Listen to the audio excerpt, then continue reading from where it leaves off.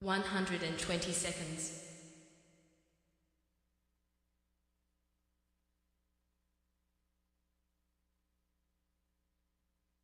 110 seconds.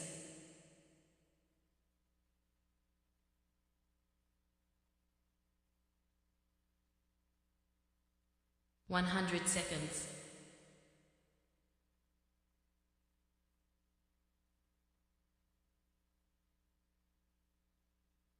90 seconds.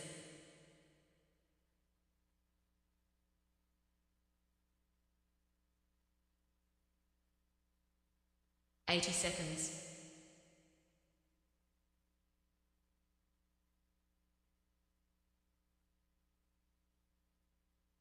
70 seconds.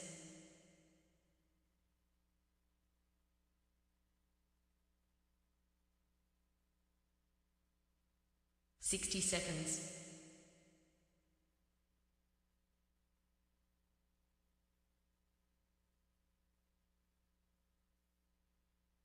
50 seconds.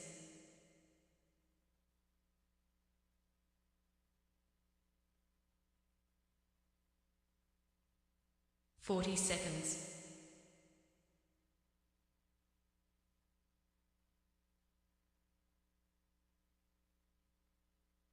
30 seconds.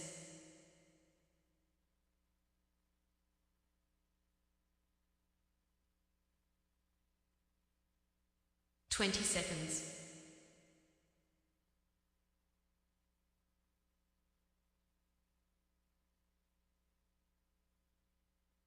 10 seconds.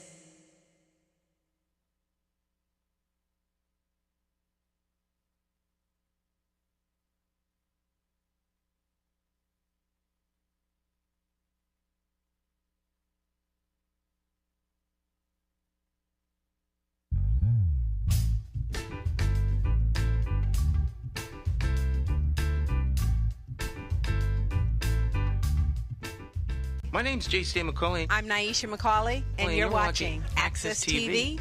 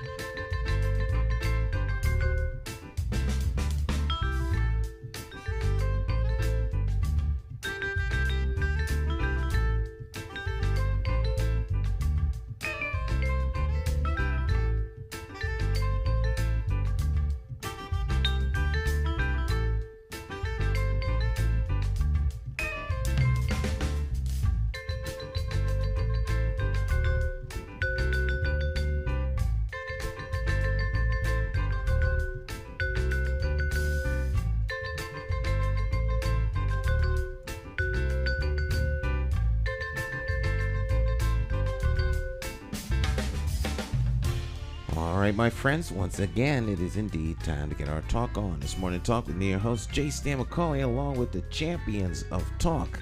This morning, of course, talk champion Cleo Duke-Wright is in the house. So, let's get started with our Friday conversation. Miss Cleo, how you doing? I'm doing pretty good. I'm doing pretty good today. How was your week? Oh, it went well. It's a little quieter this week, so it was nice. Yeah. All right. Any plans for the weekend? No, not. I don't have too many plans for the weekend. Hopefully, it's gonna be pretty quiet, and I could just kind of stay home and just, I don't know, sit by the pool or, just maybe do a little shopping. That's it.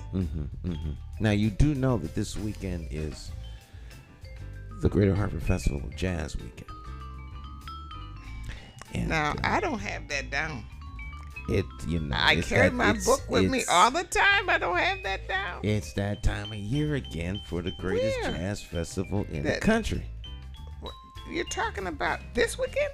It started yesterday, Thursday night, and then it kicks off again tonight. Oh, then tomorrow night, and then it ends on Sunday. Free. You usually talk It's about a that a free lot. jazz festival. It's one of the best free jazz festivals in the country. And always top flight, great vendors, great entertainment, great musicians, great friends, great family, great time. Greater Hartford Festival of Jazz. Greatness. And people actually come here from all over the country. I would dare say from around the world. Did you go last night? I didn't go I went last night, but by the time I got there, it was over. So I didn't go. I attempted to go, but I had a lot of, we had over on Wyndham Street, we had a Wyndham Street forum. The residents of Wyndham Street invited me to come over and answer a series of hard questions.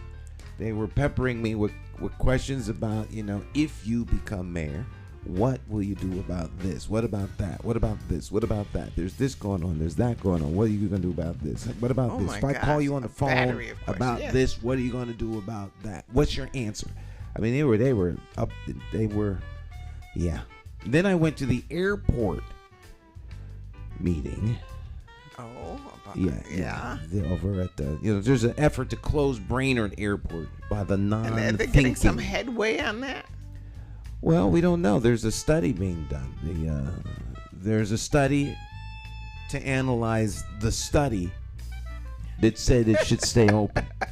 The last time this came up, they had a study, and the study said it should stay open.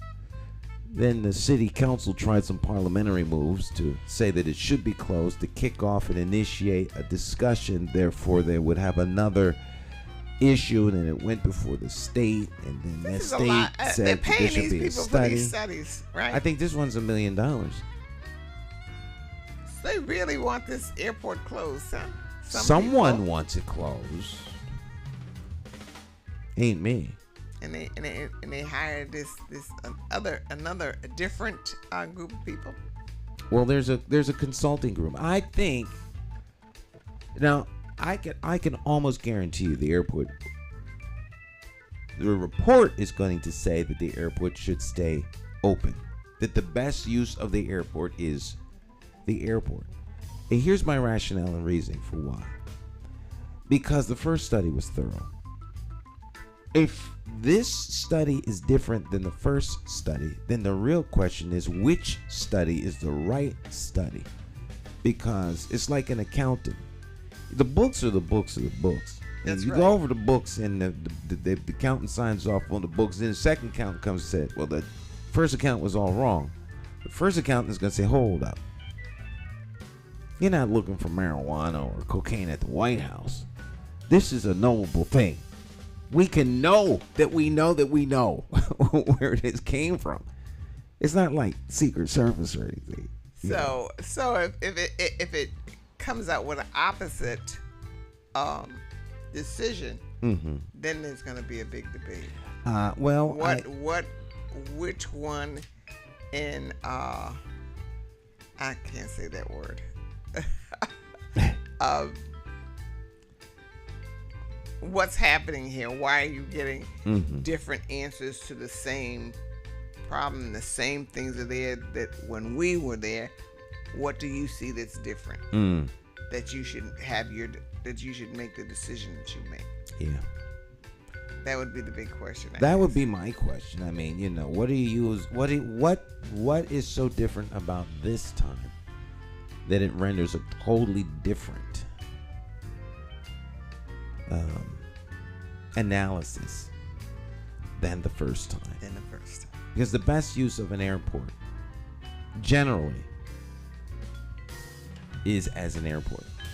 It's like trying to find out, should the washing machine continue to be used as a washing machine or as a refrigerator? But you can keep on doing this. I've doing people. This person just popped up into my mind, that you keep on having the test, until you get to the person that tells you what you want to hear. So, and you go with that person. Keep testing until they say what you want them to say.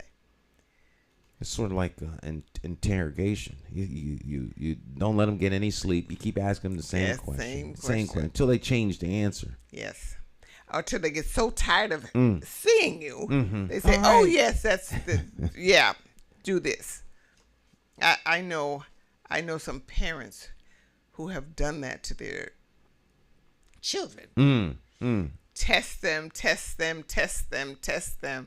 until this, someone says, "Oh, I don't want to see this woman or this man again." Yes, your child is a genius. Yes.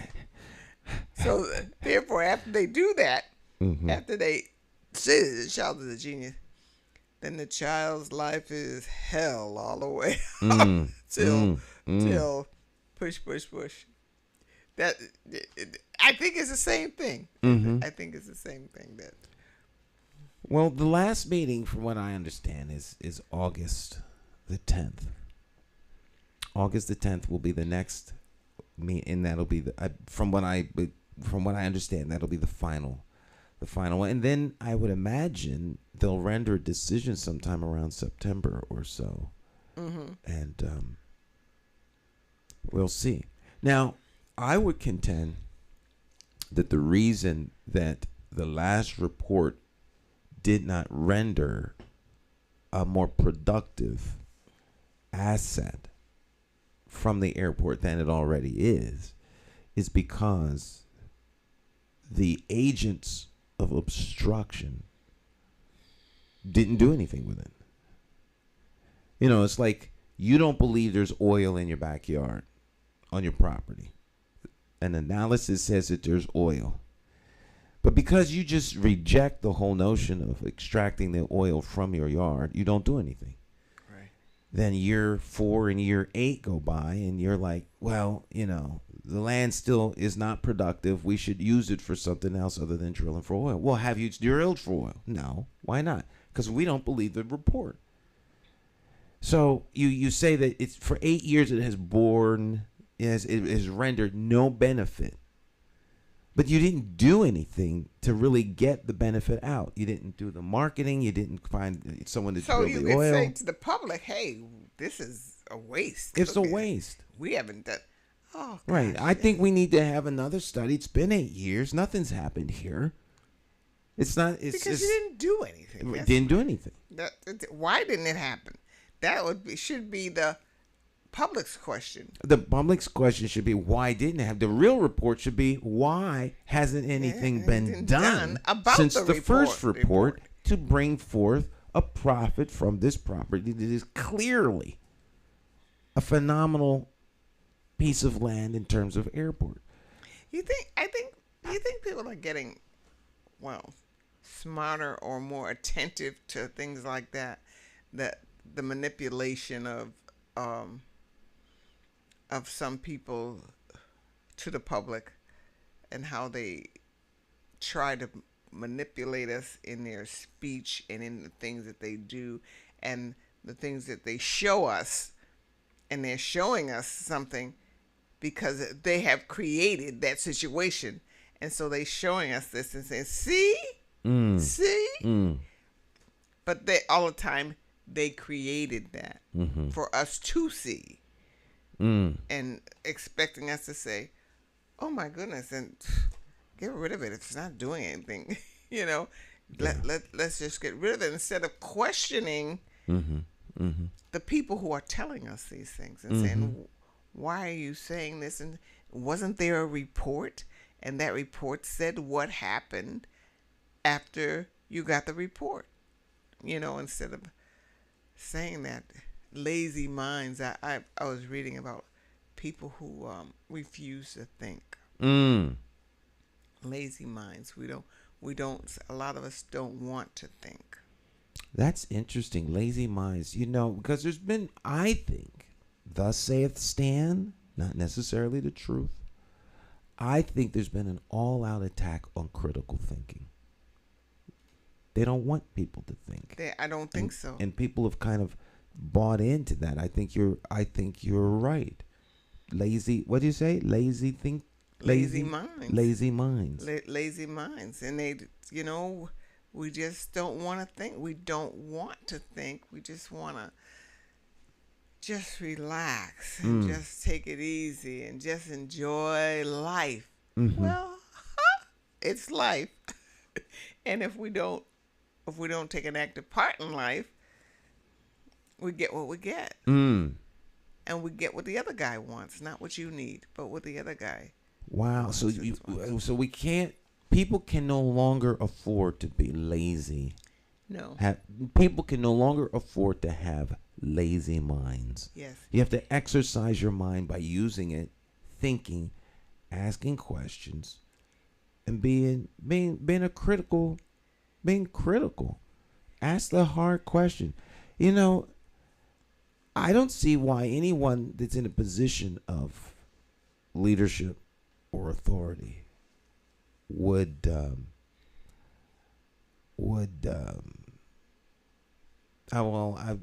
mind the tough questions. I need to rephrase the statement, I guess. I understand why somebody may not want to answer a tough question. However, the tough question should be answered because it doesn't, your answer, if it's honest and true, it is what it is.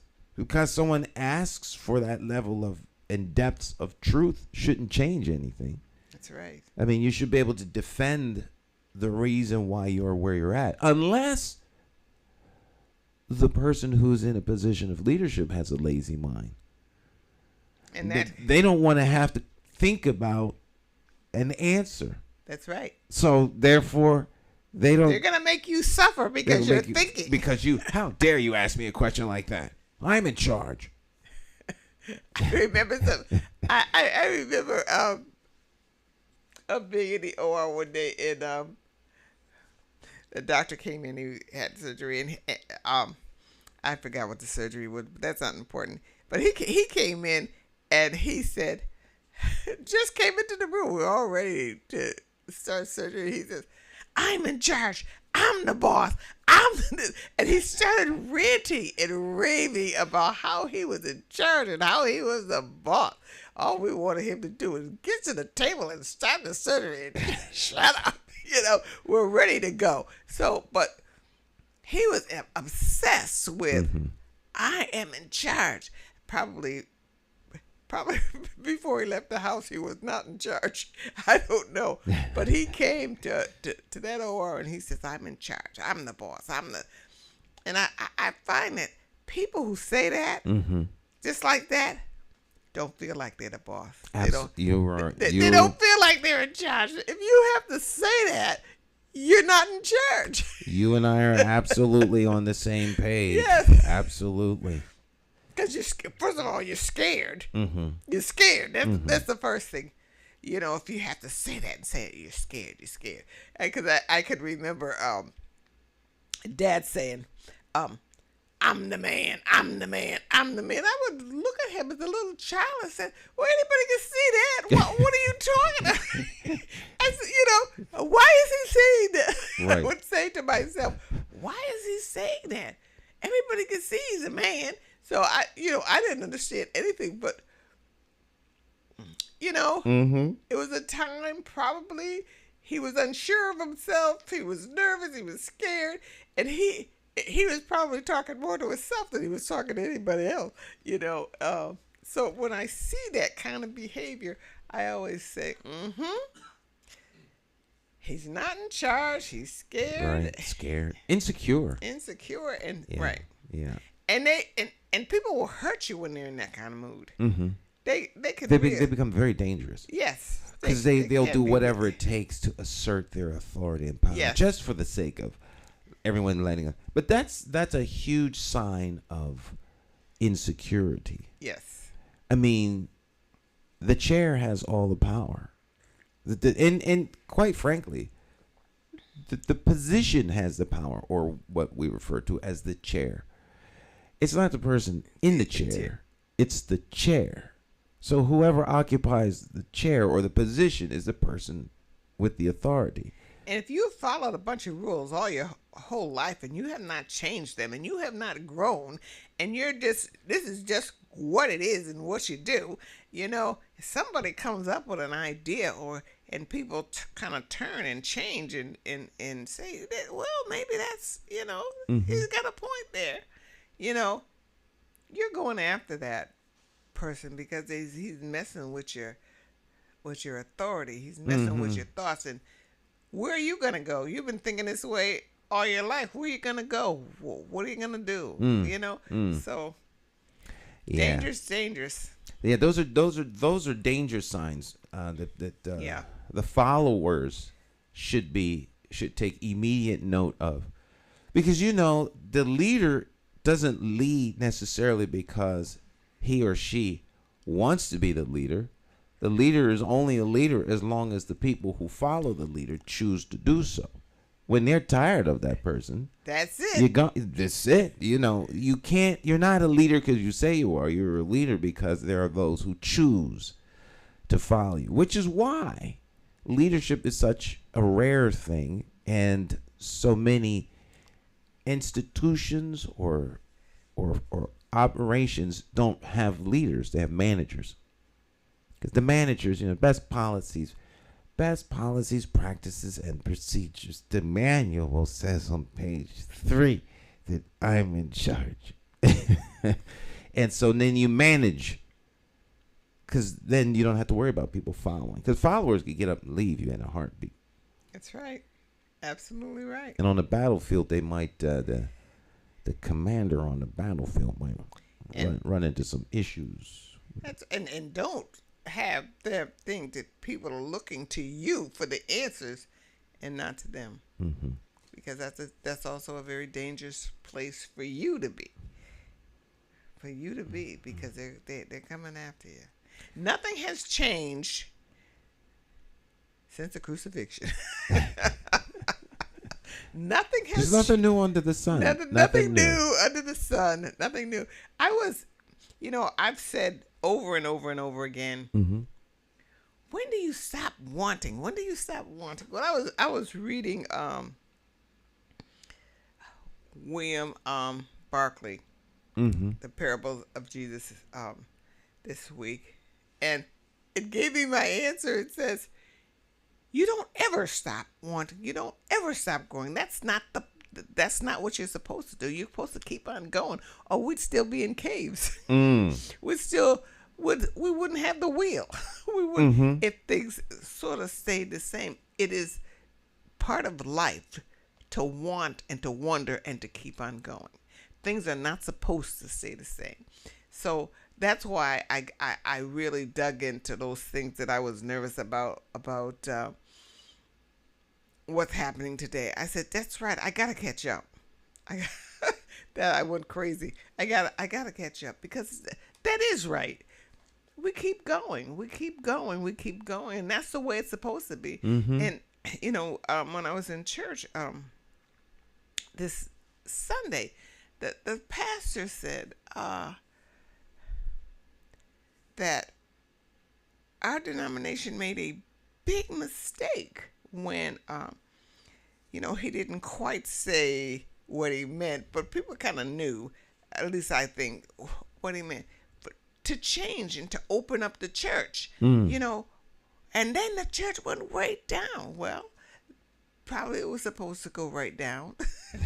And so it could grow up, go down to go up, So I'm saying, wait a minute. We got to have a discussion about what you're saying. But he is just so full of love, and he wants to help, and he wants, he's 80 years old. Mm-hmm. So there's only so far he could sort of go up to the times, because it's very difficult for me to keep up with this time and to keep up with the thinking of today. Mm-hmm. Because it's foreign. And so we kind of reject it sometimes. But we need to embrace it and understand it and see where it fits, in life. See where it really fits and where we can progress, not to just not understand it because it's here for some reason. I mean, all this is happening for some reason, and I think that the rejection. Now, this is all new thinking to me because, I want things to be like they were, but they can't be. They can't be. Things do change. Things change. Things change. And you either change with them or you get left. You get left behind. You get left behind, and also if you don't change with them, bad things could happen. Mm-hmm. If people don't change with the bad things could happen with the change of people who not wanting the best thing for the majority of the people. You had talked about the wheel. It reminded me of a commercial. I think it first aired during one of the Super Bowls. You remember Larry? That there was a character, Larry. He went through time. He said, "Oh, that'll never work." And the wheel was what I got this thing. Oh, they brought it to him. He said, "What is that?" It's the wheel. That'll never work. Don't worry about that. Get rid of it. But there are those people who they're hostile to some change, and I think some change is not necessarily forward moving or forward thinking or good. There are some people that think that change means progress. So they'll make a change, but the change really doesn't do anything. So I think there's a natural change, and then there's, I think, the change that people try to instill, which, if you bring us back full circle, if you change the airport from being an airport, is it a change for the better? Some would say, if we follow what you're saying, that, well, change is good. We have to go along with the change. Some changes, I don't know. And I don't think it's necessarily being nostalgic or longing for the past. If it works, it works. I think best practices are still good. If you keep the airport, there's going to be change because it has to grow. I mean, it's going to be change regardless. Growth brings change. Right. It's still going to change. It's not going to just stay there and do nothing unless that's what somebody wants. Unless that's what they actually do and want. So if there is no change, if they made that decision and there is absolutely no change, the question is, why is there no change? If you got the report that you said you needed, why is there no change? Because that's deliberate. That must be deliberate. Right? Absolutely. Change is intentional, and so is standing in the way of change. Stick and stay. Don't go anywhere. We'll be right back after this short break. It's Morning Talk.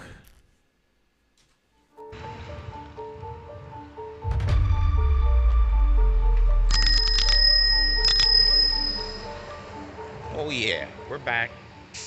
I'm riding around the city on the official campaign vehicle, keeping it real, of course, bringing you the latest update, answering the biting question: where's Stan getting all his money?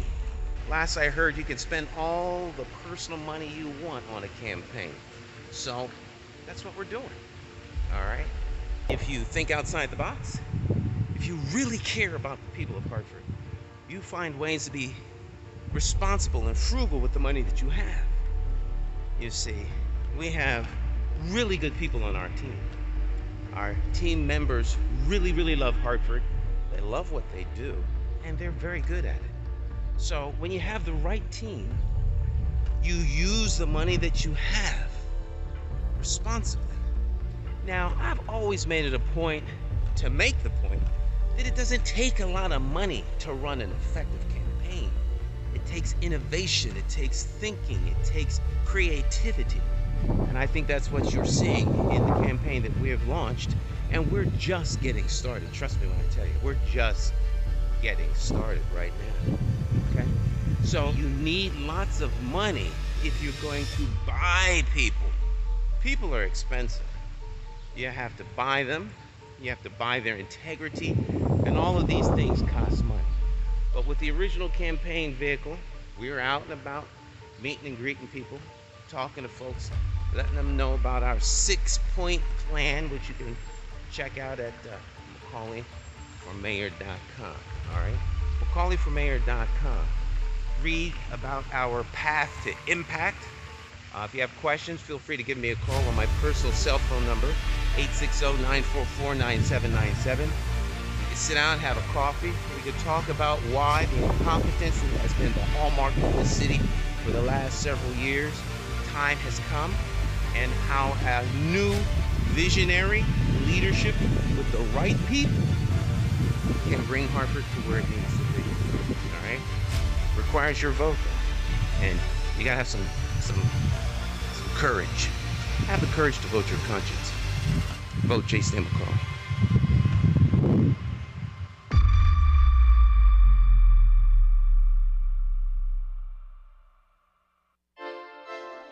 Hey, Hartford, Connecticut, I'm talking to you. We gotta get out and vote. Vote for Stan McCauley. It's our time. We gotta rise up and take it back. Vote for Stan McCauley. Vote for Stan. You gotta vote for Stan McCauley. Vote for Stan. Vote for Stan. Oh yeah. It's more than politics than just what your social covers.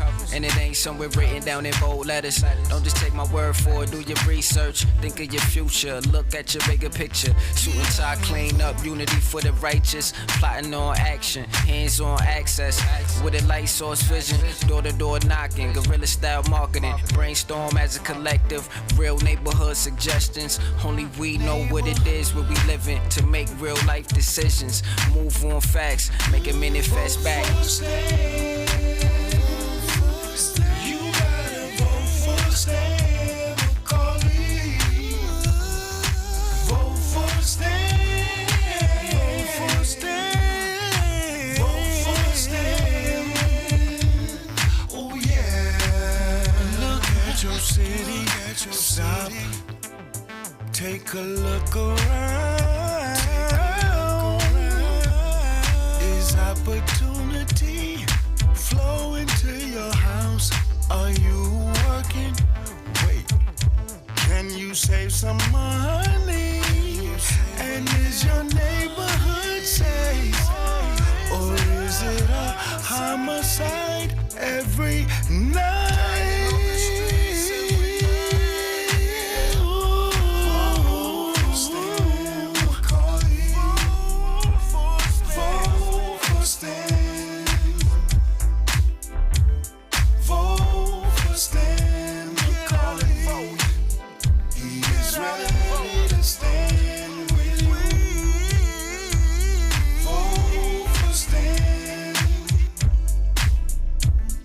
Vote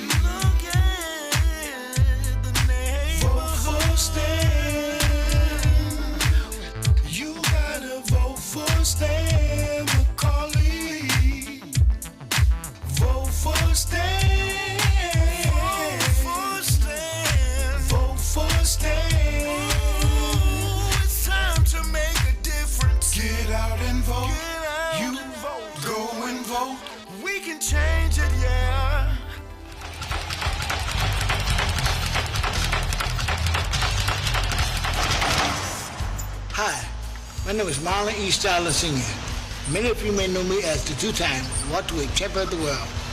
I'm here to tell you that Democrat J. Stan McCauley, as our next mayor, will fight for you until the last bell. Help me throw a knockout punch. Go out and vote for Stan the Man. My name is J. Stan McCauley, and I approve this message.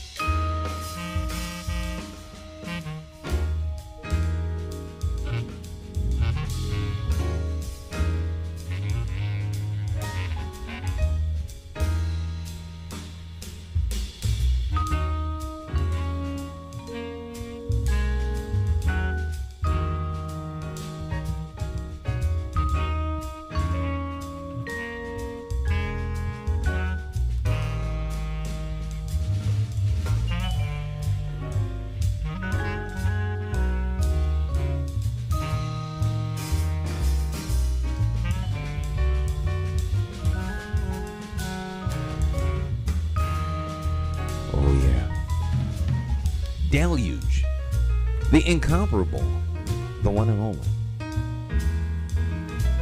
the professor.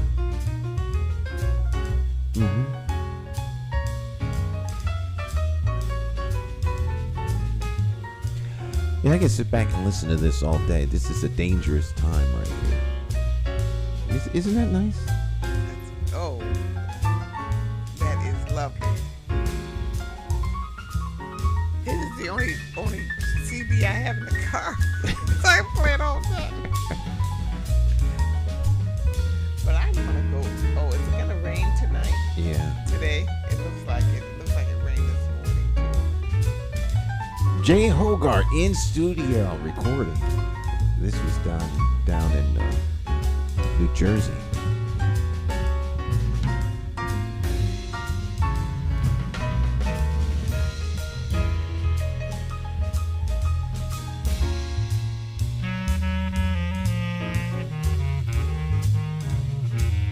All right, that okay. I'll get all caught up in listening to Jay's music off this album. We have guests come on, and they're just blown away. The guest on Monday was saying, I just wanted to listen to the music because when we come on the air, we talk over the music bed, and so the guest is listening to either us or the music. So, he's phenomenal. That's him on. This is Jay right there on vibraphone. Does he live in Hartford? He's in Middletown. He's the head of the music department. I love Middletown. At Wesleyan. Wesleyan, yes. Yeah, I love downtown Middletown. Professor. They had this great recovery program. I used to send people to Middletown for recovery. And more people recovered or started a productive life going to Middletown than anywhere else that I tried to send them, So I was always kind of like in Middletown for their wonderful work that they did. I don't know how it is now. That was years ago, but yeah, Middletown's nice. I don't know how they're faring right now with this flooding stuff. A lot of rain. I know. Flooding season, I guess. So now it's coming down river. All that stuff that was up in Vermont is just flowing down river, and now so Middletown's always had that issue right there around the dock. The restaurant get flooded out all the time. So I don't know. Like our park does, like Riverside. Yeah. But because they can anticipate it, because everything is built to be flooded out down there in Riverside Park. The lights, the way everything is all designed, the boathouse. Because they know that it's going to be flooded out. Yeah. But sometimes that water is so high. Mm-hmm. It seems like it's at the top of the trees. I said, it can't be way up there because it would kind of flow over. Yeah. But sometimes you can only see the top of the trees. Well, the dike system that we have to prevent the flooding, and we have the pumping stations, these things work seamlessly in the background without our knowledge. But this is a serious time. And, that dike, the dike that goes around the airport, someone talk about making it a marina. And let me stop. Yeah. Well, good fights help keep us alert. That's true. Good fights keep us alert. That's Without true. them, where would we be? That's true. That is true. It's a constant. Everybody is necessary. Everybody is necessary. Yeah. So everyone's necessary. Yeah, even Sam. Sam. Yeah, Sam Cephas. Oh, even Sam. Oh goodness. Yeah. I'm messing with him because he put a comment here. That's it, door to door. I love it. He put a comment there. I'm just messing with Sam. Sam, now Sam brings me a chocolate cake. I know you told me the best chocolate cake you ever ate. Folk think I'm kidding. The best chocolate cake on the planet comes from Costco. Costco's. With it's a chocolate cake with chocolate mousse inside filling, and it's you can't possibly eat I have a whole cake by yourself. The cake must weigh at least 5 pounds. I mean, the cake is heavy. It's a big chocolate cake. And you as a human being, you can't consume that much chocolate cake. But it's so good you don't want to share it with anybody. I'm greedy, I don't share food. I'm very that's one a fault I have. I don't like to share food. My one of my daughters is like that. 7 is like that too. I can't. You can afford that. You were blessed with a body that does not get big. Yeah, I don't have. I have a thin gene. I don't have the big gene. I have a thin gene. No matter what I do, I can't. In fact, yesterday, we were at Metzner Center for the airport meeting, and two of the people there had asked me, he said, "Are you eating okay? You're eating. You're awful thin. Are you okay? You eating?" I said, "Yeah. I was told you can't be too tall or too skinny."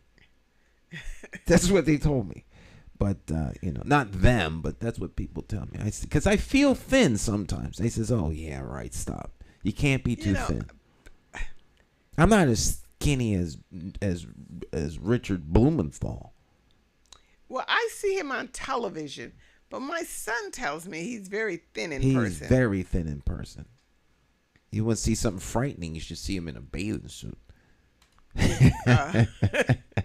Well, I thought you were the thinnest man I ever saw, but you are not. You are not. I've seen thinner people than you. But I thought, I have a history, a lifetime of, I'm too fat, dieting. Mm-hmm. When my father is a big man, his brothers were husky people. My mother's people were shorter but husky people. And I'm saying, can I ever get thin? Well, I tried, but it was a tiring thing to do. I wish I could just eat like you. But if I ate like you, I'd be big as a house. I could not possibly do that. Well, I generally though only eat one. Well, I eat one meal a day. Yeah, I can get into snacks, but I'm busy, and so I don't really. I like staying busy, but I will. But at the end of the day, I eat. There's nothing wrong with eating one meal a day. They say you don't really need to eat 3 meals a day. That, eat your breakfast or eat your lunch, or I eat 1 meal a day for a long time. I didn't even notice that I was doing that, and I felt okay all day. 3 meals a day is a lot to me. Mm-hmm. So 1 meal a day. Eating takes up so much time. But people enjoy a good meal. Yes. They just, oh my God, the machinations and all of them. They got to go out to the restaurant. They got to sit down. They got to sit you in a place. They got to bring the food. I know a person. Menu. Oh my goodness. Who I would just sit there and watch her eat. I loved watching her eat. It was just. She enjoys her food. She enjoyed it so much that I would sit there and watch her just eat, and her face would light up, and she would eat. I said, "Wow, does she enjoy?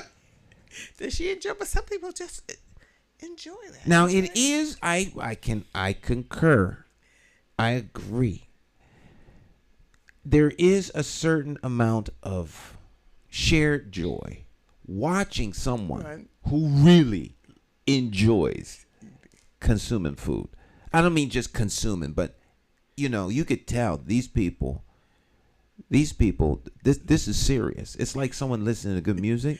Yes. They enjoy good food. They say, oh, this is nice. This is real nice. The way they did these potatoes are nice. It's not heavy on. I mean, they'll break down what's in the food, how it was seasoned, the way it was, and you can see them. They get ready. This is good. This looks good. Nice. Can you get me a little? I mean, do you think that those food connoisseurs are kind of like that? Who go foodies? People are serious about food. Go to restaurants and just test their food. I know some people who are very, very, very, very serious about food, and then this is not a joke to them. They take their food very seriously. Very seriously. And there's some places, of course, they would never even think or dream to go. I was just going to say that. Beneath them to go. In terms of their palate. Yes. Oh, no. Oh, no. Can't go back. We're not. No, no. Yeah. No. Yeah. No. We're not doing that. No. Let's go over here. Oh, no. We can't do that. That place, blah, blah, blah, blah, blah, blah, blah, blah, blah, blah. Their food is this, their food is that.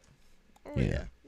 Yeah, now my wife, she enjoys food, but I don't think there's a restaurant around that she hasn't been to. Because, she was in the whole, I call it semi-corporate here in Hartford, so they do lunch. Yes. And so, you eat everywhere. And you've been in every restaurant all over the region. I think that is nice. I love going to restaurants, but when I don't like, some people say, oh, no, you can't go there. My husband loves a certain restaurant, food place in Weathersfield, and most of my people that I know won't go there. And see, my idea of restauranting is campus pizza, Wilson, Harry's Bishop's Corner, pizza joints. Oh, you do. Burger joint. I went to here we go around the Mayberry Melberry's in Manchester, downtown Manchester. Have you ever been there? Well, it was crowded in the afternoon, and they told me in the evening you couldn't even get in there. So I took home a large pizza from there, and with a very, very, very thin crust, very, very thin crust. And my family didn't like it at all. It cost me a fortune. I think it's a fortune. I think it cost me about $30 for this big pizza. It was heavy, but it was soggy. Oh, that's when I got home, it had so much stuff on it. It was soggy. But see, pizza's funny. It was supposed to be a good place. Pizza's funny. Now, of course, our big pizza place was Harry's. The original Harry's, but they retired and then that's it, done. But Harry's Bishop's Corner has become the alternate. They have a great chicken parm and a great meatball. But I'm not a big fan of their pizza. But the lady of the house, which would be Seven Grace, my 13-year-old daughter, who runs everything. Every Saturday, we have pizza. We've had pizza every Saturday as long as I can remember. And to not have pizza on a Saturday requires a big time negotiation. She's a negotiator. My daughter. She's been negotiating for years. So we have to negotiate a deal with her not to have pizza on a Saturday. It's got to be an alternate day, Friday, Sunday, 2 pizzas following week, something like that. But you know who has a good pizza? Underrated. First and Last.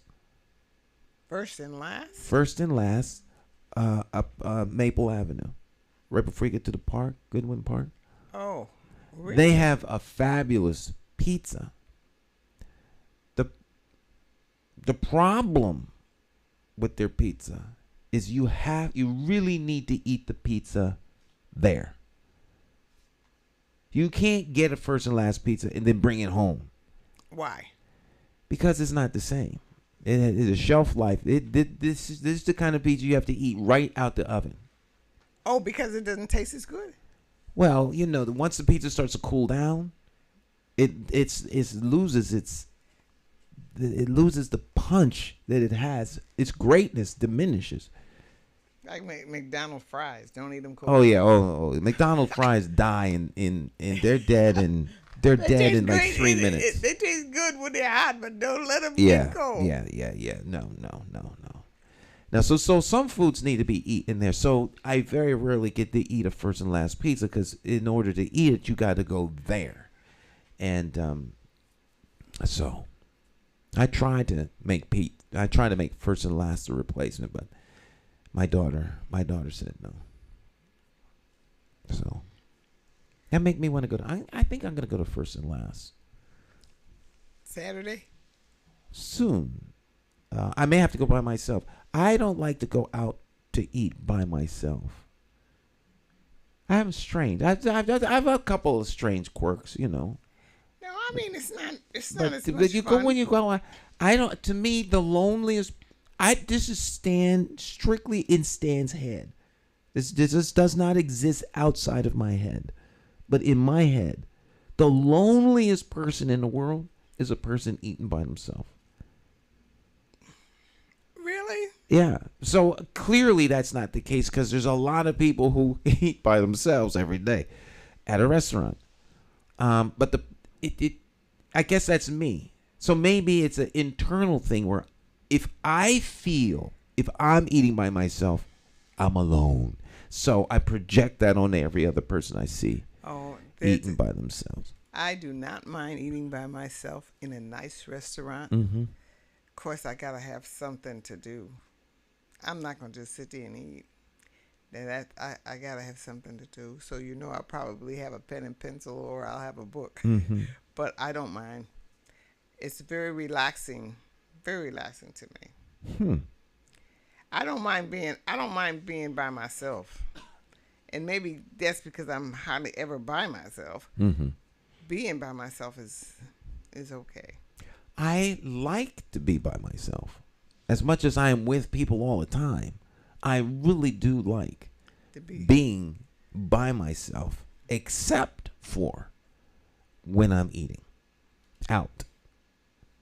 Well, it's always nice to have good company. Well, there's. I have to say that. It's always nice to have good company. Good company, yeah. Not conversations. I like conversations. So it's good to have someone to conversate with. I had a friend who we went out every Wednesday, and we went to Denny's up on Flatbush. Sometimes they have a good staff, and sometimes they don't. I haven't been to Denny's on Flatbush in almost forever. But they had a total change of staff, and the food went. Oh, down. Woo! I said, and I brought somebody there. I was really embarrassed. Oh, that bad? It was that bad, and so I have not been back there in several years. Wow. I'm sure that's changed because I did have dishes before that I really enjoyed, but I can't remember the last time I was at a Denny's. Texas Roadhouse. that didn't stay but a minute. Well, At no. You go to the Flatbush. one in Manchester. Oh, out of Manchester? Yeah. The one in Texas Roadhouse on Flatbush was really nice until you went there and it was just closed. Like, what? Yeah. What? What happened? I What? never What? understood what Employees happened. standing outside. I mean, they just like done. Don't tell nobody. Let's just close as a store. Call you up at home, I guess. And they had a lot of employees. Oh yeah, they moved the store to Manchester, Buckland Hills. Oh, do they do a good business? Texas Roadhouse? Oh yeah.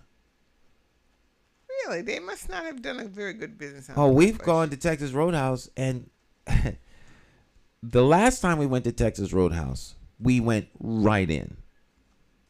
And I don't feel bad talking about going to Texas Roadhouse because every time I've ever gone there, I see lots of people from Hartford.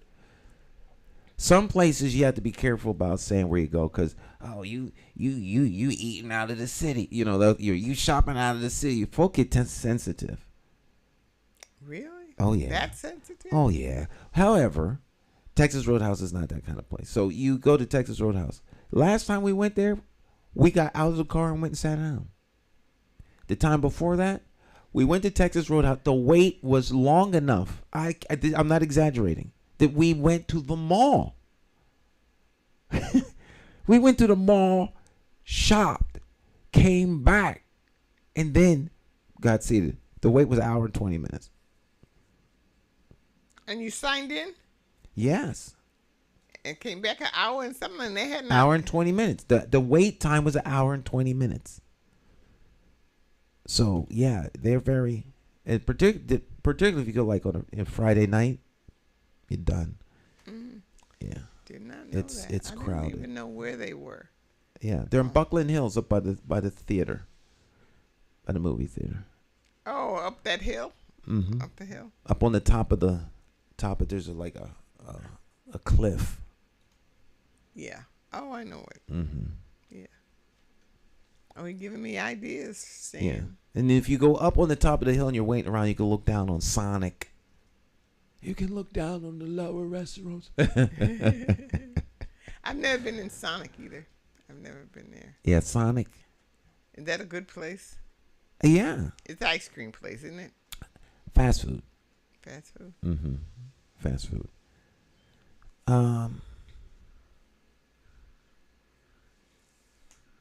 Someone says here, Stan, I used to think that way per eating out alone until I tried it. Then she said, wow, this is great. Yeah, the one time, the worst nightmare, not one nightmare. I'll never forget the time when, now, you know who has the best pancakes?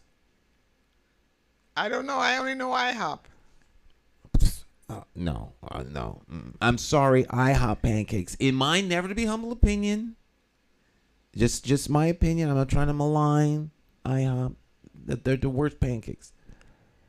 Oh, my gosh. I don't like their pancakes. The best pancakes are at Cracker Barrel. Cracker Barrel pancakes are phenomenal. I went to eat alone once at Cracker Barrel. I haven't been there. And I ordered the pancakes, and I got the pancakes for free. That's why they tasted so good. No, I fell asleep. I'm sitting there by myself. I fell asleep at the table. It's horrible. Now, I've been known to fall asleep at the table here at the house. It's shameful. I said, you won't even wake. You just let me sit there, sleep. Wake your father up or your husband. You were asleep, so just let you sleep. So I was at the Cracker Barrel. I fell asleep. I guess they felt bad because it gave the appearances. I've been waiting so long. I fell asleep. The pancakes were on us, sir. Don't worry about it. So but I fell asleep. This was several years ago. So maybe there's a subconscious fear of falling asleep at the table by yourself. No one to nudge you. You're drifting. Oh gosh, when you're by yourself, there's so many things to look at. You look at the people, the waiters, and I just find it. I find it fun. And then you can open your book if you want to. Or I always, I travel with. Have book will travel. Have books or book? Books. And that, I'm trying to use my library. I'm trying to use my phone, like the Kindle, to read, but it's not a book. It's just not. I think part of the pleasure is just holding the book, feeling the pages in your hands. So a Kindle, unless I'm just searching for information. It's not fun to have. So, like in my pocketbook, there's always a book in my car or somewhere that I'm reading. You're a reader. My wife is a reader. And I'm not a particularly fast reader, but I like to read. I like to feel the pages. I read books that I didn't even know what they were really saying, but I liked, like the first time I read Eric Fromm, I didn't know what that man was saying, but the words and how they were put together, and I just had this wonderful feeling that this is wonderful, and he is really saying something wonderful. And after years, I of course read it several times as I got older, because I was only a teenager. I got to understand it. Now, if I pick up a book of Freud, I said, even as a teen, is this a crazy man? Sigmund Freud was crazy. I said, is this a crazy man? Even though I didn't quite understand everything he was saying, he didn't. His personality in the book. I'm saying this. Is this a book about him or by him? No, by him. Okay. This is a book by him. It probably said a little of him, and I just, and then I read a book. Now, you have to understand, I don't always understand all these psychologists and all these people, but I like the way they write. Now, like Carl Jung, Jungians, I loved him immediately. I said, wow. I said, I like this guy. So I get sort of personalities out of different books, or books that people write in a hurry to make money. I can't read those books. I'll see, and you can. Clearly you can look at that. You can read that. Look at the book, read it, and say this is just a money grab. Yeah. There's no. It's just written by AI. Yeah, I don't like those. When I get that feeling that the sensationalism in the book and all of that. And I said, this person is, throw that book away. Mm-hmm. That's why there wasn't very many of them in my bookstore. I said, if I don't like you, you don't come in. If I don't like you, you just don't come in. Mm-hmm. So I didn't get those kind of books. So clearly, yes, I'm a book person, and I will carry them as heavy as they are. I'll carry them everywhere. Wow. Well, it's been my observation that people that love to read always have a book, and they can get lost in the book. And it's been explained to me because I love watching movies. They've explained to me it's better than watching a movie. Oh yeah. Because you dive into it. And they said, and really, once you start reading them more and more and more, and you get up to a pretty good pace, it's not much longer than reading. It's a good book. Yeah. Telling the story is not that much longer than watching a movie. Right. If you're gonna could sit down and watch a movie, you could sit down and read a book and pick it up anytime you want to, and right. Set it down anytime you want Hit to. the pause button, go do something, come back. Yep, that's right. That's how I do history books. Mm-hmm. Afro-American history, and Native American history. I can never just sit down for hours and read those books because I'll be getting too upset. Mm-hmm. So I read a little bit, and then I put it down. I may put it down for a year before I pick that book up again because I get so upset. Native American books. Mm-hmm. If I get to page 50, that would be a very good read. Too hard. Too rough. Too rough, and it's too hard for me to read through those. To books. process the atrocities and. Yes. I mean, I could read Afro-American history. I could read it up to a point. I can't read Native American books even up to that point. Mm-hmm.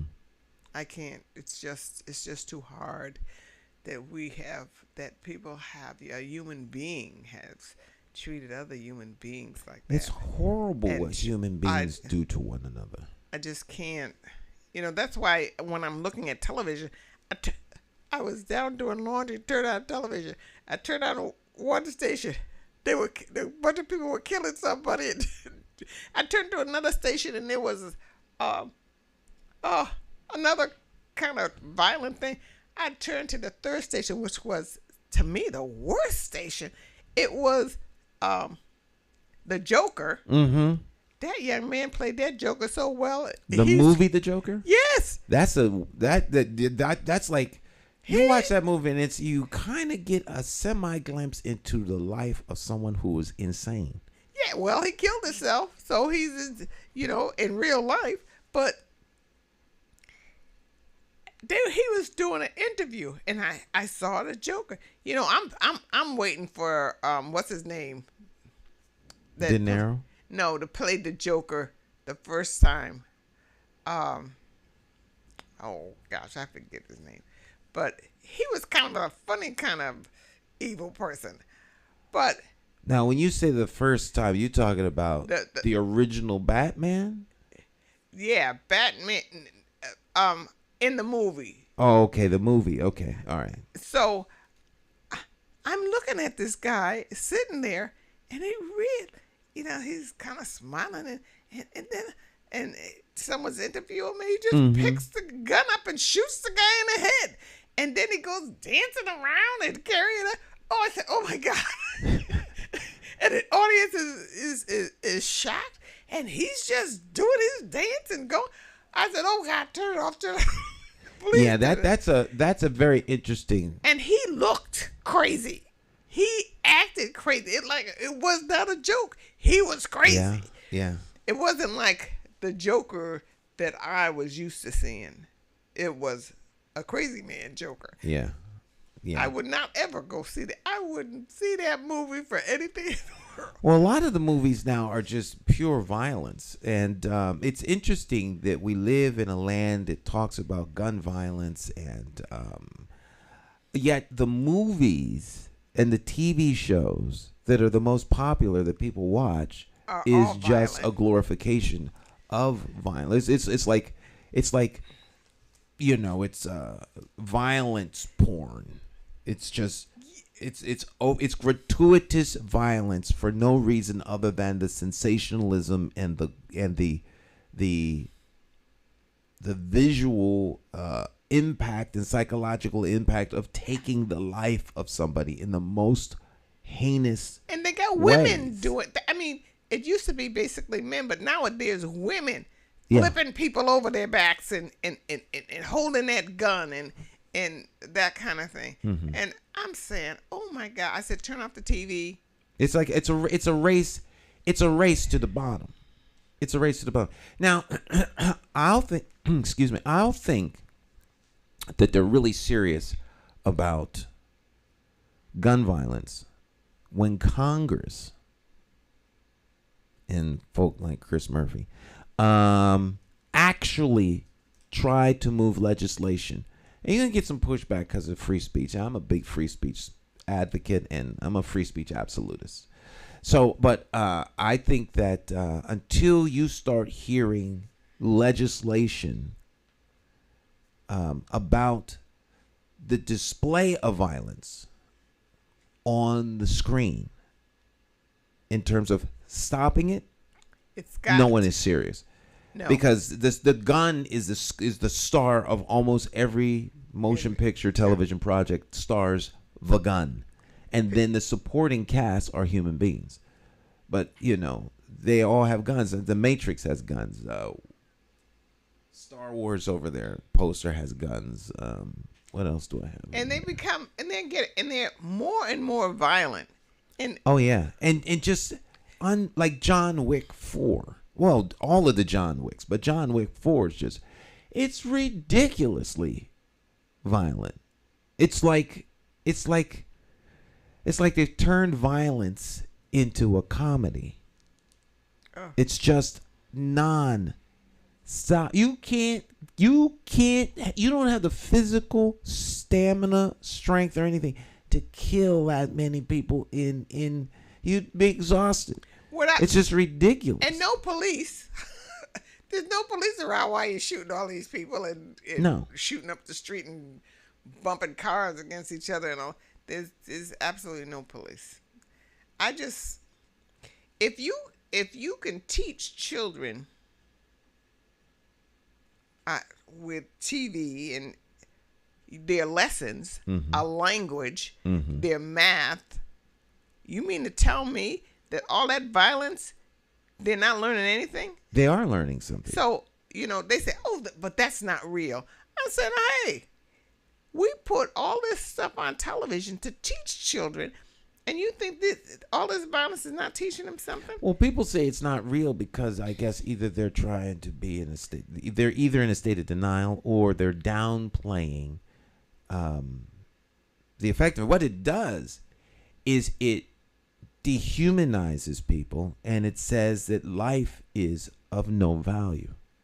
And it also teaches people that if you're going to have a conflict with someone, the best way to resolve it is to kill them. That's all of this is about conflict, chaos, so the best way you're being taught, the best way to deal with any conflict is to neutralize the conflict and eliminate the source And thereof. we're seeing it in real life. You see it absolutely. You see it in real life, and it's in every sphere or sector. So in the political arena, the ideas that champion, thoughts, notions, ways of doing things, you don't debate those at a critical level. You neutralize or demonize the opponent. Right. So there's no real critical, this is what I believe, this is what I believe, and let's exchange these ideas in the marketplace of thought. And then the people who think this is a better way of doing it will gravitate to that. But it's an assassination of character or the person. And so everything is done that way. people on the job, they undermine or sabotage somebody's work.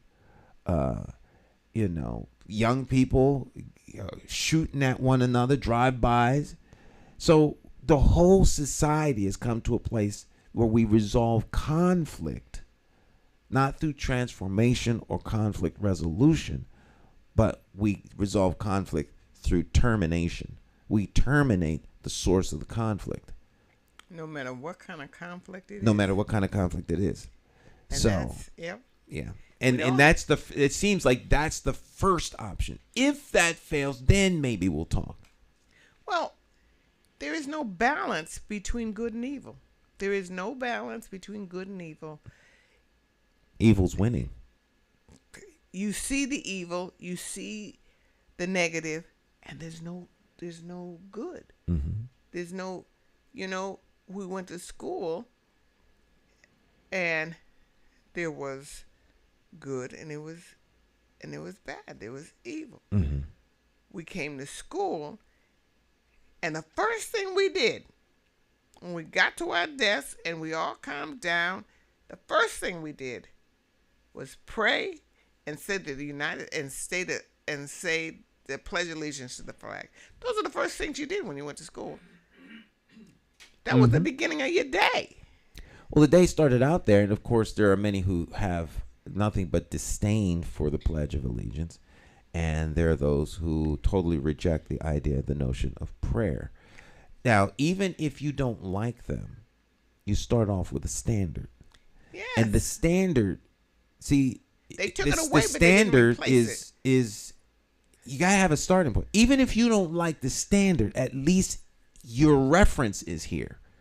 So you can move this way from the standard, or you can move that way from the standard, but the standard's there. Let us set the standard.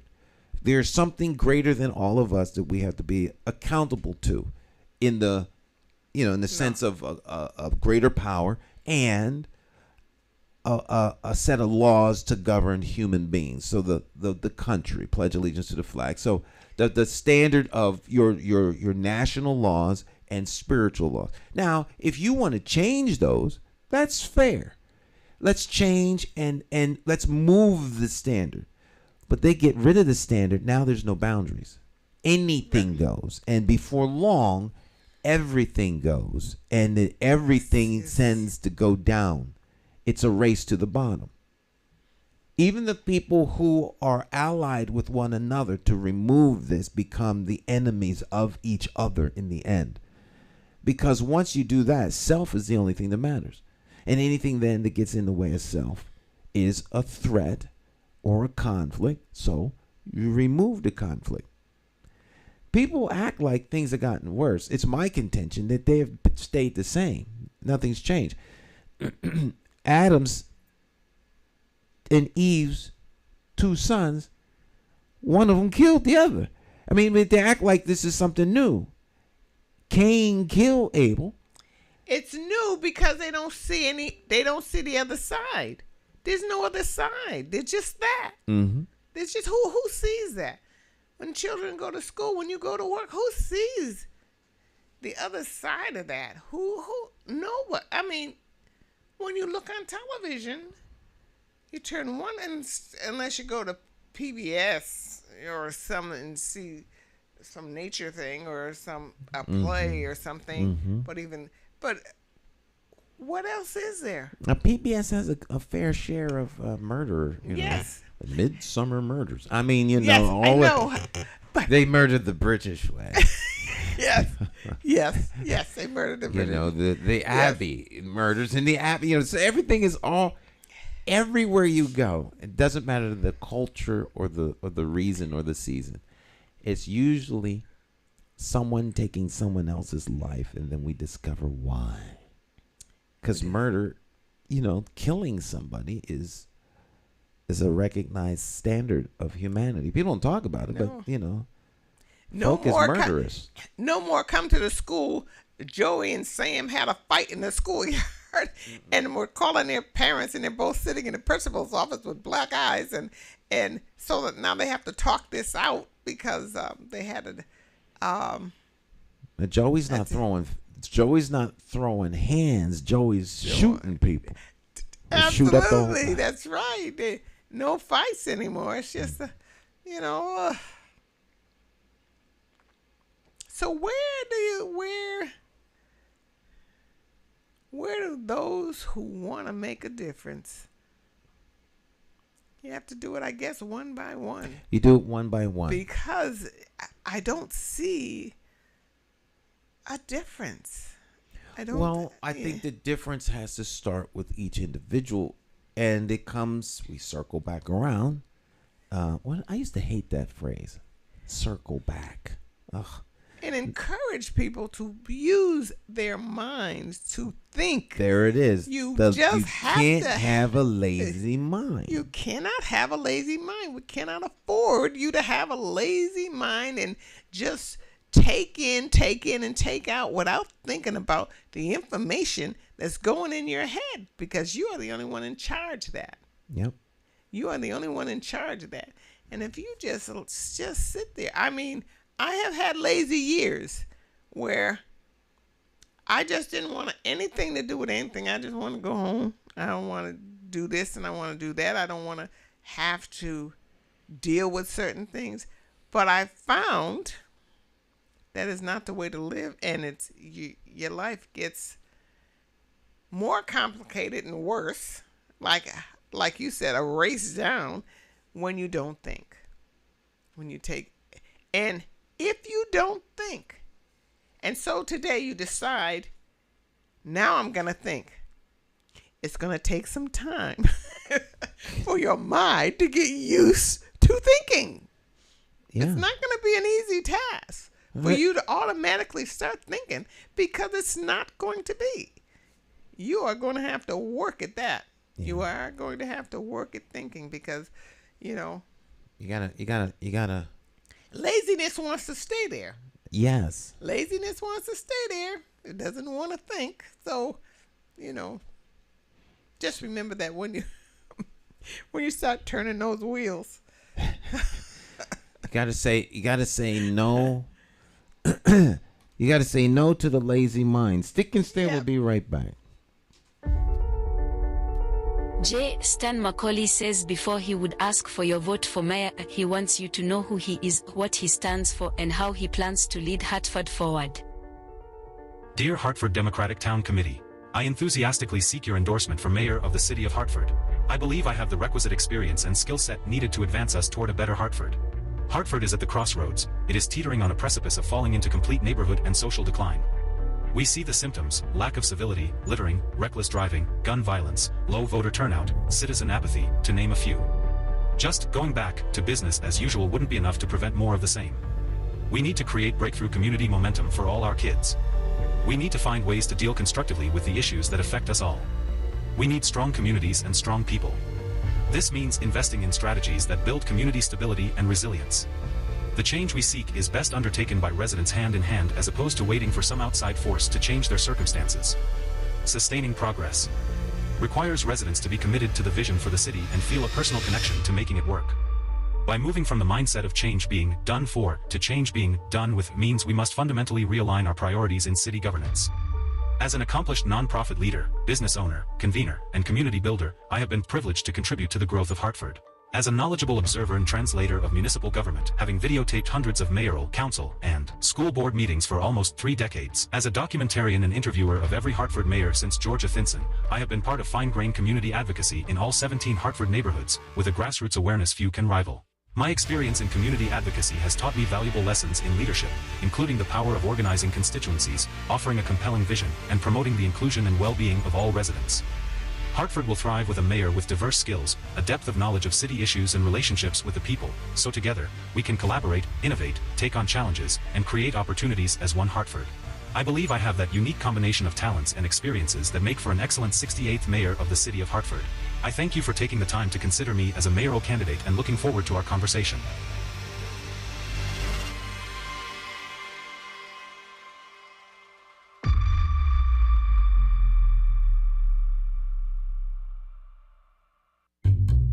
How do you define evil? Is evil the pedophile school administrator or taxation without representation? Is it the gatekeeping community leaders who sell out the very people they were elected to fight for? Or is evil the politician that puts out lies and takes in cash? However you may classify evil, having to choose the lesser of two evils still leaves you with evil. Nowhere does this rule apply more than during an election for mayor. Choosing a candidate who is the lesser of two evils still leaves you with evil. No wonder so many people don't vote. It's time for the constituents to flip the script and vote for a mayor you can trust. My name is Jason McCauley. I am an independent thinker, and I approve this message. I'm asking you for your vote on Tuesday, September the 12th, 2023, in the Democratic Party primary election for mayor for the city of Hartford. I, like you, am an independent thinker. So let's sit down and talk about my path to victory and why my 5-point plan for Hartford will work. Stop listening to the uninformed evil interests that tell you I can't win. For more information, visit McCauleyformayor.com. Have the courage to vote your conscience. Vote for the name you trust and know. Vote McCauley for mayor.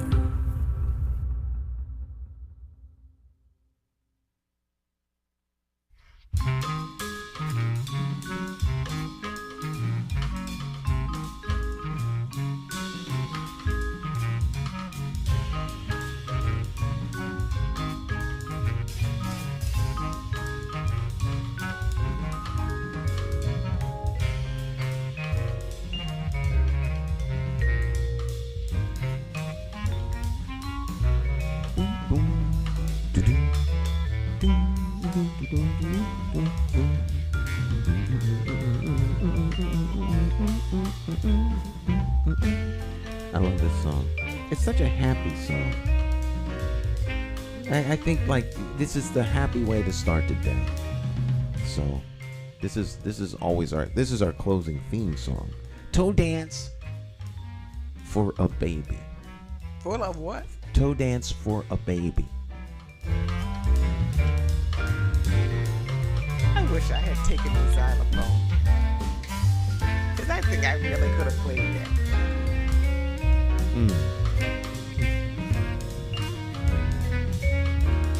Instead of the accordion.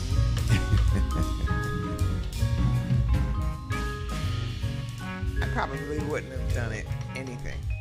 A jazz accordion. Is there such thing? Cleo Duke-Wright tonight plays jazz on the accordion at the Black Eye Sally's. They have an accordion in Black No, Eye? I'm just messing. I'm just playing. You just...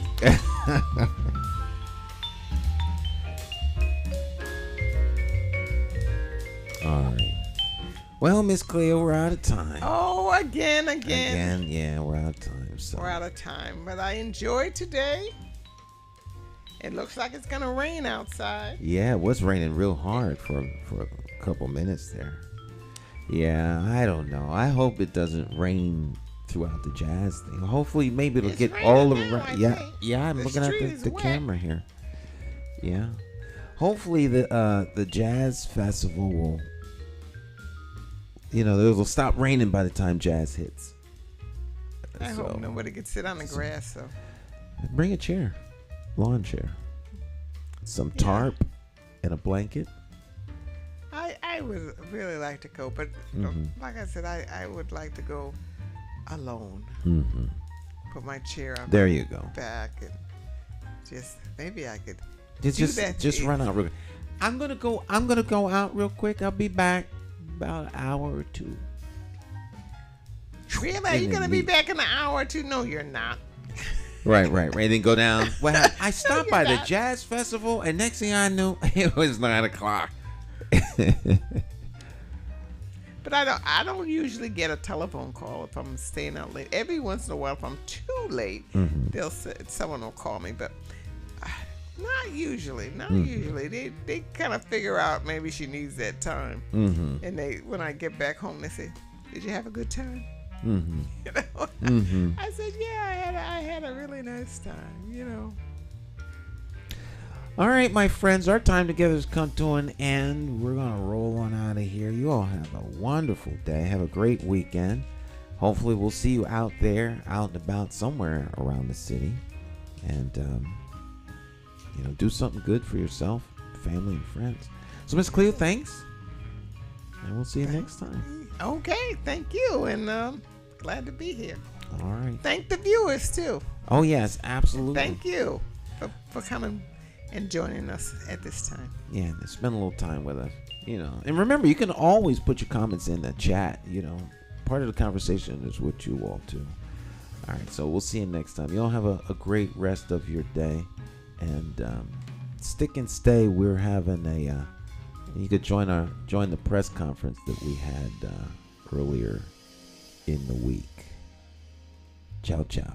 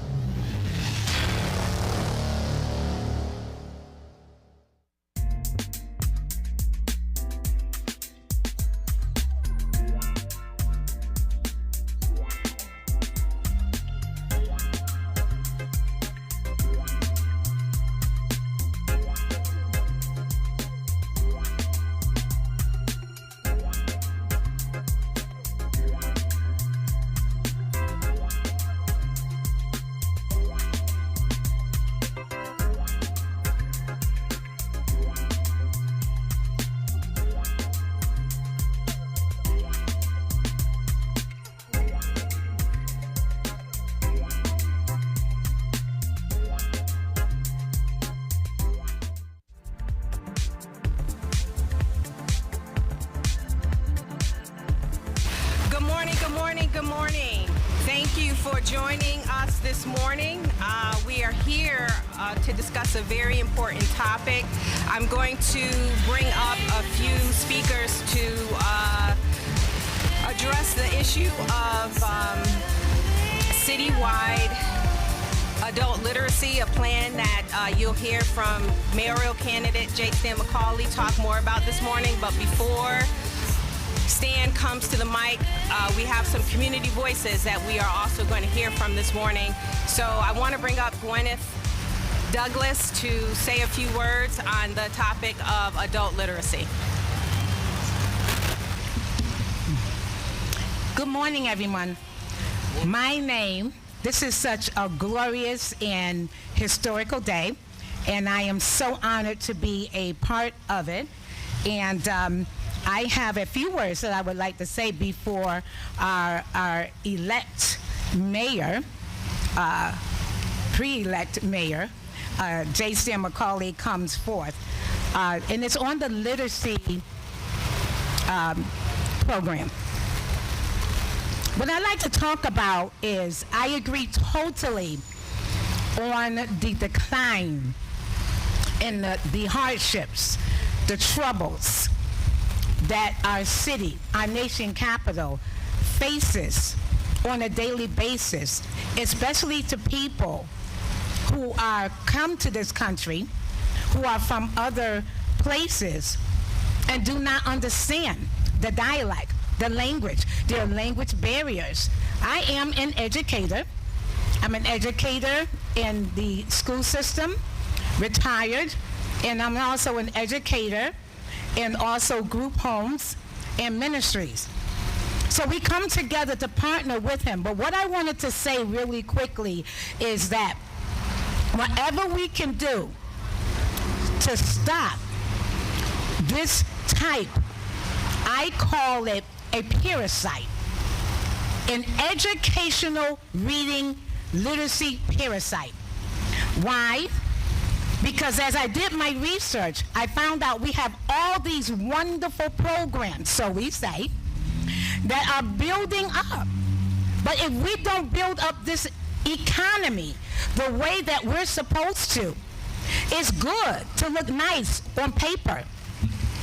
But we all must join hands and pull it in just a little harder, just a little closer. For instance, starting from ages 4 to 12 years old, there are 5 or several different programs that they attest that work for Connecticut. You have the Reading in 100. You have the one that's called the X reading program. You have so many different programs.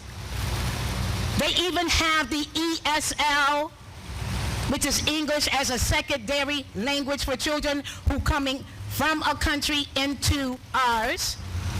Why aren't these programs effective?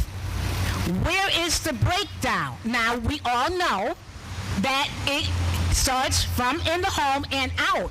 But I heard when I was just a little girl at Arsenal School that it takes a village. I am a native of Connecticut, a native of Hartford, Connecticut. I attended the Arsenal School. And if it was being said back then that it takes a village, then we must. I stand with J. Stan McCauley. I almost called him doctor. I stand with his wife because I don't split staff. I stand with his children. I stand here on the steps of City Hall to let everyone know and let the voice be heard. I am standing with McCauley. Why? Because one hand reaches one, catches one, love one. What we need now is just not love, sweet love, but we need real love. Real love for education and reading the right way. So let us put our foot, a pedal to the metal, and let's get this done. God bless you. I thank you, and have a great day. Adult literacy is a root cause issue facing many adults in the city of Hartford. Adults that I would say have been failed twice. They've been failed first by the educational system and a lack of resources, but then they find themselves failed again in a city that doesn't support them adequately to give them what they need in order to attain jobs, to participate in our democracy. So this is may not be a splashy campaign issue. Some may not find it to be the top issue, but it is a root cause issue. And oftentimes, it's referred to as a silent crisis because we don't want to speak to it. We don't want to address it in a way that political winds may change and come forward. But here's an issue that would impact so many lives in the city. It is an issue that Stan has heard, being so close and tethered to the voices of the community. It is an issue he has heard time and time again. So, without further ado, I want to bring Stan forward to address his citywide adult literacy plan.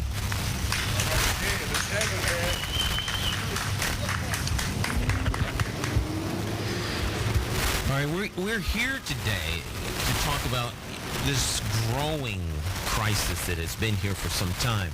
It's like under the current, if you will. And you hear people talk about economic development. You hear people talking about jobs in the community. But the fact of the matter is, depending upon the statistics, 41 to 61% of the citizens in Hartford, adults, men and women, are functionally illiterate. Now you may ask yourself, well, what does functionally illiterate mean? Well, think of it in terms of an ATM machine. That means that 61% of the adults in this city can't read an ATM machine. And I want you to understand the impact of that. It impacts parents when it comes to attending their children's schools and getting parent involvement. If the parents feel intimidated, which the schools too often intimidate parents that want to be actively engaged in their children's education, and they wonder why they can't get parents to come in and participate. But it goes even deeper than that. one of the things that really plagues the city of Hartford is the political apathy. Now think about this. If you can't read an ATM machine, you also can't read about your candidates. You can't read about their platforms. You can't read about their programs. You can't do the research. So you wind up hearing what people say, and it becomes a he said, she said, instead of being engaged and informed. So my administration wants to put forth effort to help bridge this gap, close what we're calling the literacy gap. We're making it our 6th priority in our path to impact. And when I talk about path to impact, I'm talking about how does the action impact the intended individual. You're talking about education, you're talking about giving teachers a raise. Well, how does that raise impact the student?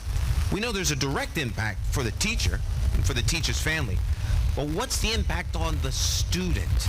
All too often our students are left behind. And when they're left behind, they wind up being, hopefully at the 3rd grade reading level. That's where they plan the future for prisons to be built. Well, we see the impact of a failed education system in the adults who attended that education system not being able to read. So this becomes very, very critical. So we're challenging the adults in this city that are English speakers to become functionally literate. Now, I'm one of those people that believe in leading by example. Now, I am functionally literate when it comes to English. I can read, I can write. But you know what I'm totally illiterate in? The dominant language of the city, Spanish. Now, we live in a city where the dominant language is Spanish, and the people that are running for office aren't fluent in that language. So I'm putting forth the challenge that I'm going to learn Spanish. I'm going to become conversationally literate in Spanish. I'm going to, in the next 4 years, learn how to speak the dominant language. So if I can learn a language I don't know, I know that our English-speaking people can become functionally literate in the language that is their primary language. All right? Hartford should be a dual language city. So we're calling this the Dual Language City Challenge.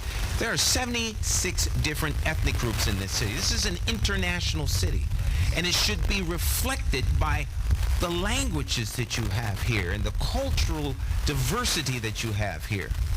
And so when we talk about economic development, understand that economic development can't happen until you have human development, and human development can't happen until you can read and write the primary language.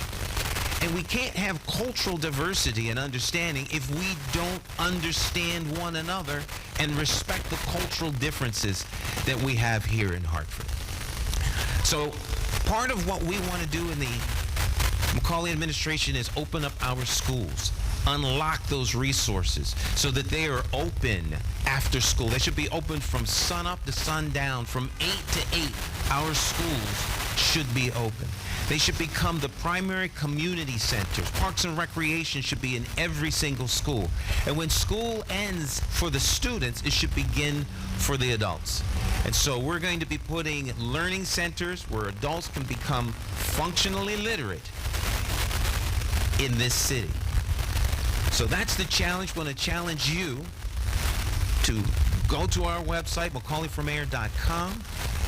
Click on the path to impact and find out all there is to know about our complete 6-point plan to realign Hartford's priorities, and more importantly, our 6th priority, which we're introducing today, to close the literacy gap in the city of Hartford.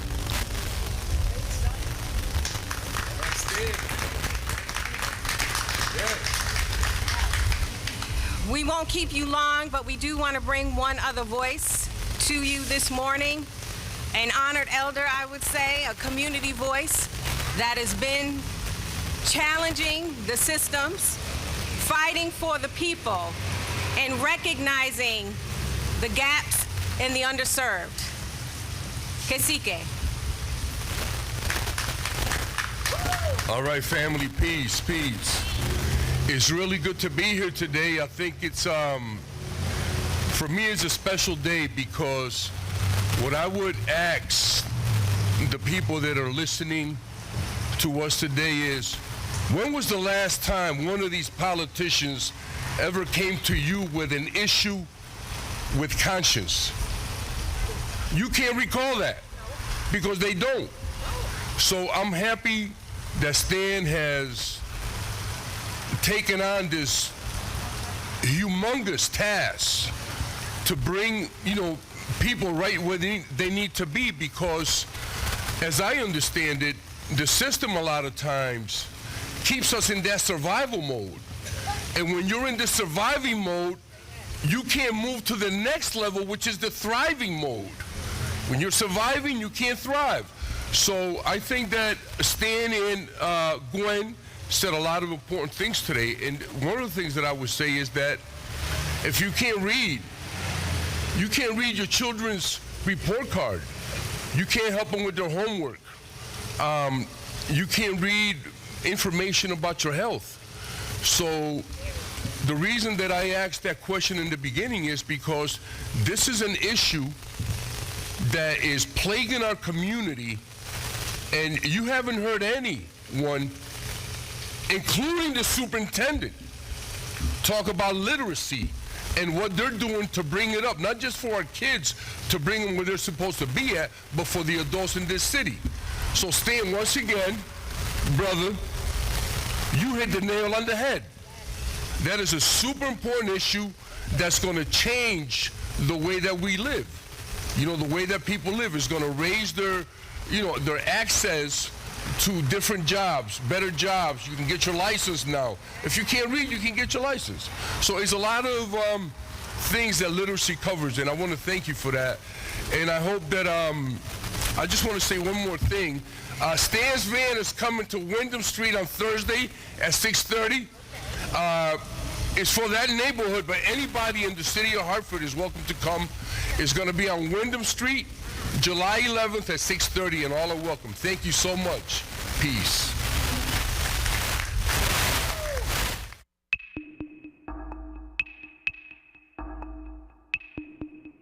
Every bad political decision is made by a politician elected to office.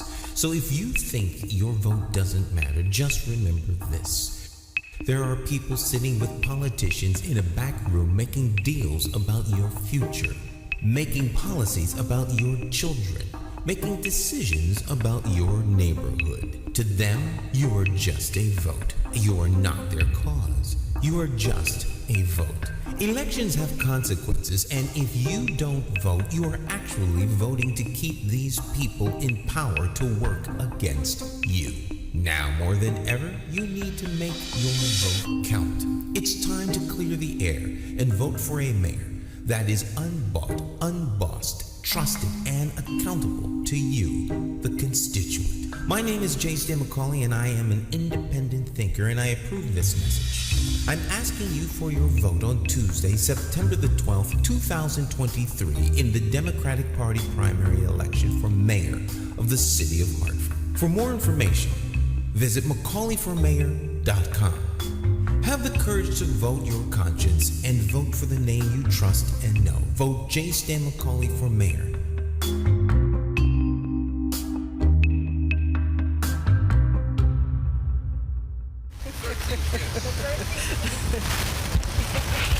All right, so Wyndham Street, July the 13th. The mobile campaign office will be at Wyndham Street. 12 Wyndham Street. And also, if you're not doing anything, you want to join us for our virtual town hall. That'll be this Friday at 6 o'clock. There it is. This Friday at 6 o'clock. It's a virtual town hall. You can check out our website for more information. Thank you very much for joining us.